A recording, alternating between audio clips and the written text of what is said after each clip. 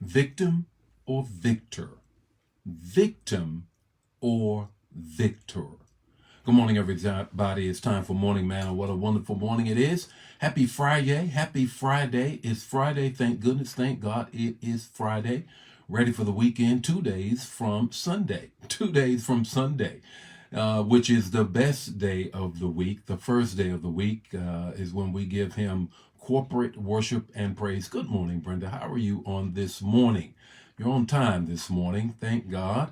So good to see you. And so just want to ask, good morning, Angela. How are you on this morning? What do you plan to do? Where do you plan to go to church? You already know. Shout your church out where you're going to go to church or watch on this coming Sunday. Where you going or where you going to watch, what you're going to watch, what church, what pastor, and pray that there will be a powerful worship experience. Good morning, Joel. How are you on this morning? Good morning, Anna. How are you on this morning? I'm going to talk about, in just about, a couple of seconds or so, victim or victor. Victim or victor. Just want to greet some more people this morning. Good morning, Lena. How are you on this morning? Did you see the picture that I post of me and you and my home girl there? What a wonderful time it was to connect there in Goldsboro. Good morning, Carolyn. How are you? Good morning, Diane. How are you? What a wonderful morning it is. Verena, how are you on this morning? Good morning, Verena. I am praying for you and Carl. We just have to believe in being victorious. Got to believe in being victorious. Good morning, Betty. Grand morning to you. Good morning, Tony. Good morning, Bobby. My homie. Good morning, Kenneth. If it's your first, second, or third time joining us this morning, please let us know who you are, where you are, so we can shout you out. And just want everybody to know that you're welcome to the Manna Fam. Here's what we do. Text, talk, take away 5 minutes or less. Good morning, frat. Let's get right into it. Let's get right into it on this morning. Victim or victor? Victim or victor? 1 Samuel is the text. 1 Samuel 30:6. David encouraged himself. Let me give you the context, then we're going to dive right into it. The context is this. David and his mighty men were out battling. When they came back, the enemy had ambushed their whole village, took their wives and children, burned up the village, and the men of David, his mighty men, were about to turn on him. The 6th verse of the 30th chapter of 1 Samuel, he says this. He encouraged himself. Now, the translation of that is, he found his strength in the Lord.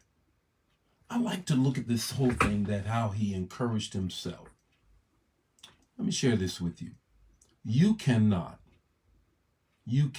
never, it is impossible for you to control what and when bad is going to come your way. You can't. Some things you can. Sometimes you can prevent it.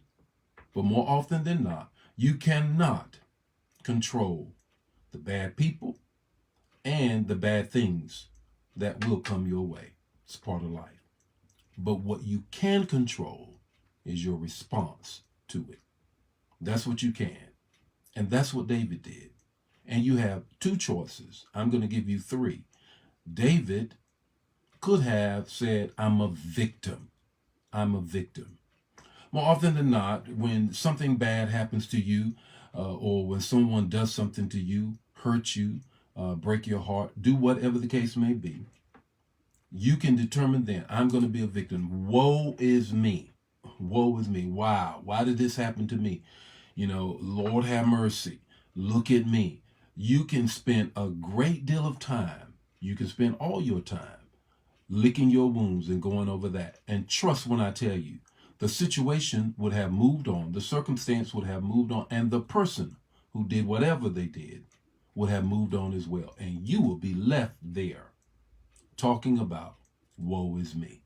And life would have left you. That's one reaction. Here's the second reaction. You can be the victor.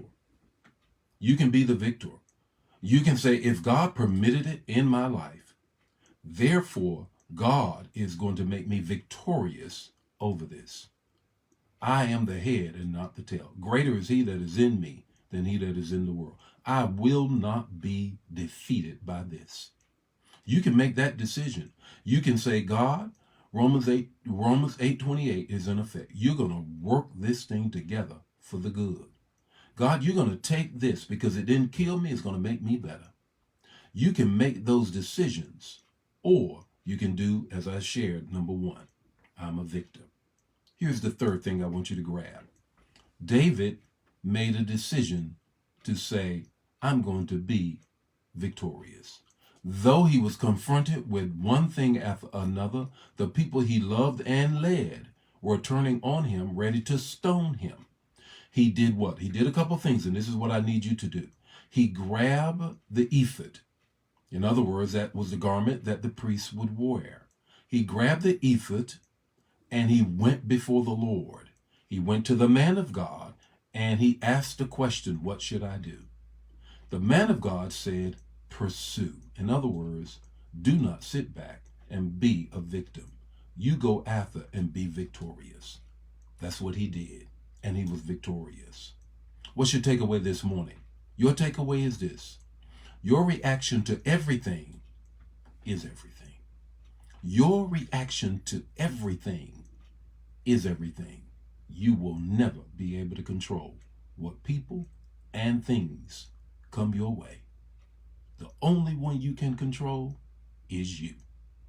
So find your strength in the Lord and be victorious today for the balance of your life.